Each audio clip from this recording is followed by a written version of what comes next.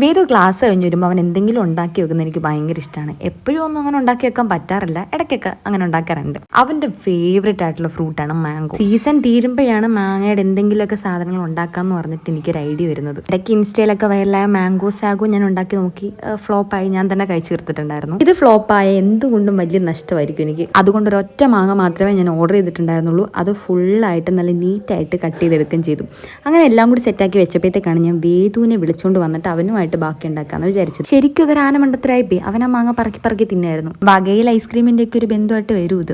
കിട്ടിയാൽ മതിയായിരുന്നു. പാൽപ്പൊടിയും കാഷ്യും കൂടി നല്ലപോലെ പൊടിച്ചെടുക്കണം. പിന്നെ മാങ്ങ നല്ലപോലെ അടിച്ചെടുക്കണം. പാലൊന്ന് ചൂടായി വരുമ്പോഴത്തേക്ക് നമ്മുടെ ആ കാഷ്യൂന്റെ മിക്സ് അതിനകത്തോട്ടിട്ട് ഇളക്കി നല്ലപോലെ കുറുക്കിയെടുക്കണം. എന്നിട്ടൊന്ന് ചൂടാറി വരുമ്പോഴത്തേക്ക് നമ്മുടെ ഈ മാങ്ങയുടെ പഴുപ്പും കൂടി ചേർത്തിട്ട് മിക്സ് ചെയ്താൽ മതി.